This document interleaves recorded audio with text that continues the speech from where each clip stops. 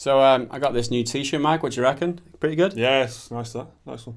Well, I give it a 1 out of 10. It was alright. I was trying to get it on, like, and yeah, 1 out of 10, yeah. I think like you were gonna give it like a 7 or an 8. You know, you were really enjoying. It was my own fault, really. My own fault. Like, it was, yeah. I forgot. I forgot to put my arm through properly. Shouldn't have been up there. But I figured out how to do it in the end, and everything's fixed now. So I give it a 7 out of 10. What do you reckon? Yeah, 7 out of 10. That's fair.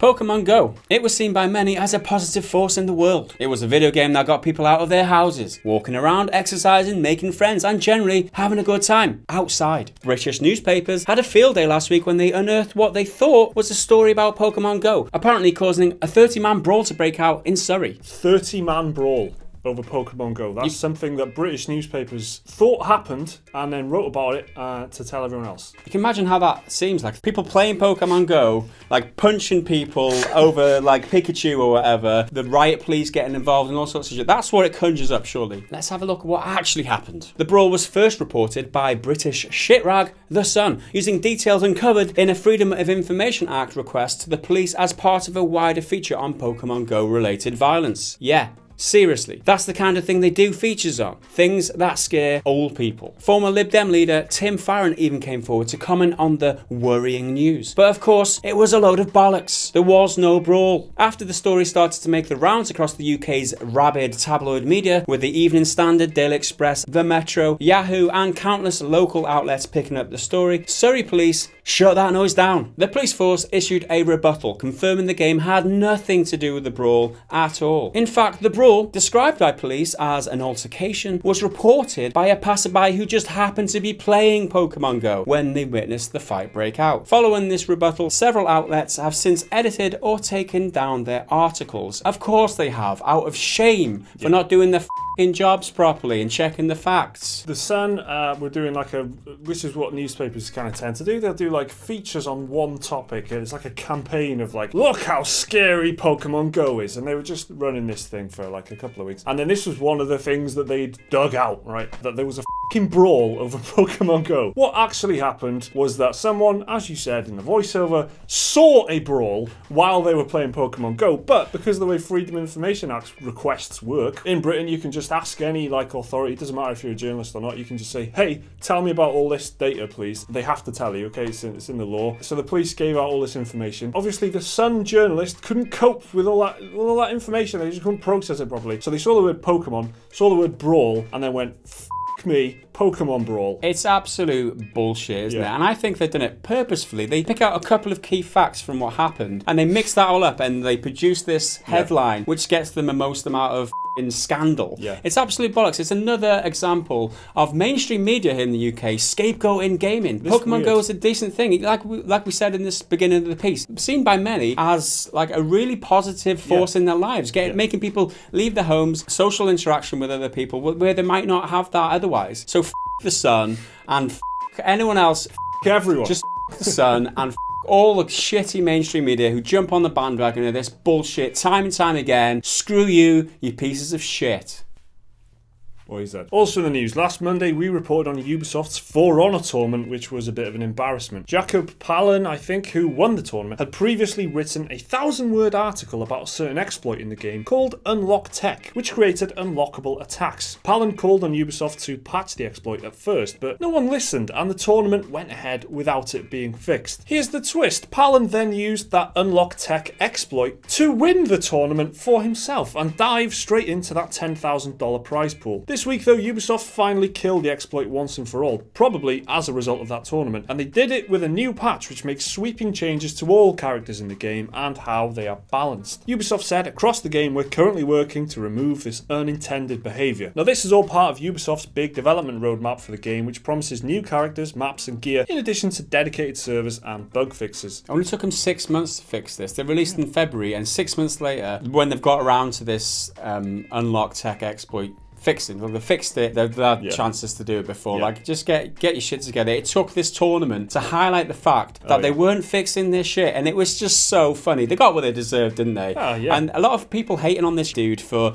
doing what he did, but he did this a service to the community, really. In a way. In a way, yeah. Maybe that's what he was trying to do. Maybe he was like, I'm going to win this tournament using this exploit. Maybe he's a saint. He is. He's a saviour. He's a martyr is what he is. Fell on his own sword, picked up the 10 grand, and, you know, made himself look like a dickhead in the meantime. In other news, this past week saw the release of the newest installment in the Sonic the Hedgehog series, Sonic Mania. Sonic Mania is developed by Headcanon, which is a team made up of Sonic fans who are renowned by the Sonic fan base for their high quality mods and ROM hacks. And to pretty much everyone's surprise, Sonic Mania turned out to actually be good. According to the official Sonic Twitter account, Mania is the best Sonic game in 15 years, with a Metacritic score of 86. For comparison, the last Sonic game that was considered good was Sonic Generations in 2011, which had a score of 77 on Metacritic. The last Sonic game we had before Mania was 2014's Sonic Boom Rise of Lyric, which has 32 on Metacritic. So yeah, Sonic's back if that's your sort of thing. So everyone's rating this game really highly, and it's another example of what we covered recently in the rise of nostalgia games, like people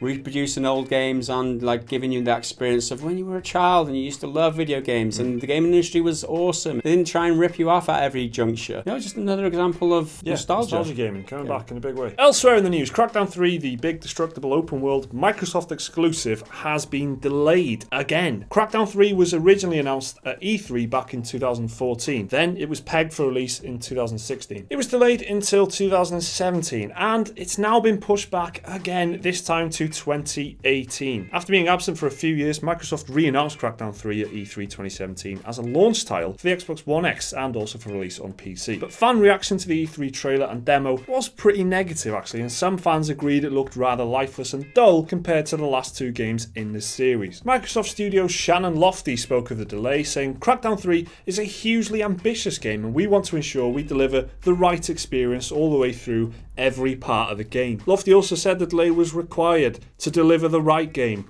with the right quality and at the right time. At the right time. When is the wrong time? Before Christmas, where it's too busy. They're not going to sell any games before Christmas because you've got Call of Duty, you've got all them shit. I think so. There's a delay, but it makes it sound like they're saying, this is cool. It wasn't the right time anyway. This wasn't the right time for you guys. We're going to keep you waiting. Being all enigmatic about it, like, it wasn't really the right time. Yeah, yeah. Exactly. Yeah. Well, so Crackdown 3 has been delayed again, which is a bloody shame, but it should be coming in spring 2018, hopefully this time. Yay. That was totally fake.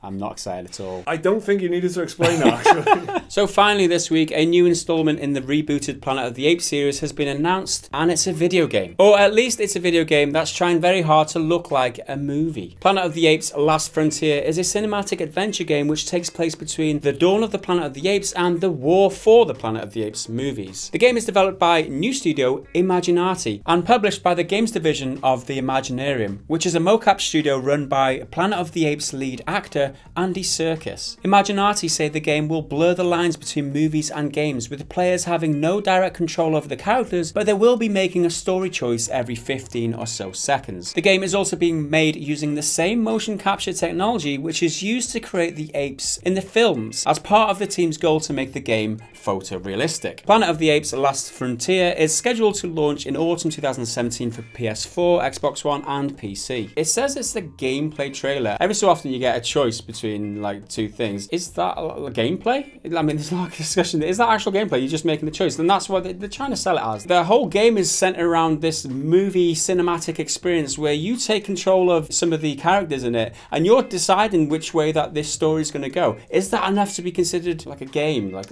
I mean, is that enough for you guys? It's a tough one. However, having Andy Serkis on board and having the people who are doing the mocap for the Planet of the Apes movies, which it is some of the best motion capture we've ever seen. Like War of the Planet of the Apes, I saw that in the cinema, and the facial expressions and the performances of the apes are so good now that you don't think of them as CGI characters at all. It really is terrific, and Andy Serkis plays a big role in that. And the fact that all those guys are going to be making a game, whether or not you think, narrative, telltale style, deciding on what happens, whether or not you think that's an actual game, it still is a big deal that these people are making a video game. It's great that they're using this technology from the movies, and maybe like pushing boundaries within the game industry, because you don't see this that often. Hellblade was a good one recently that did use, like, I don't want to promote it too much, but they used high-end mocap technology in that game as well. And it looks terrific for it. It does look terrific, and you know, this game is only going to be 3 to 4 hours long, and it's going to be like you're going to sit there on your couch deciding every 15 seconds or so. But they do say it's going to be replayable because of the branching storyline. So you might make a decision one time that might change the whole story. But exactly how much that story changes per decision is going to be the selling point, right? Really. Totally, yeah. I really am not into Telltale games at all, and I think part of the reason is I feel pretty powerless. Like, the thing's going to happen anyway, whether I'm sat there or not, is how I feel about Telltale games. However, I did really enjoy Until Dawn, and in Until Dawn, everyone could die if you didn't do it right. You know, there's something at stake there, so I think that's absolutely right. It's going to come down to the depth of the choices and how different that thing really pans out from beginning to end. So that's our roundup of everything notable in the news this week. What do you reckon about any of the stories that we mentioned? Let us know what you think down in the comments below. Like the video if you enjoyed it, subscribe if you're new around here.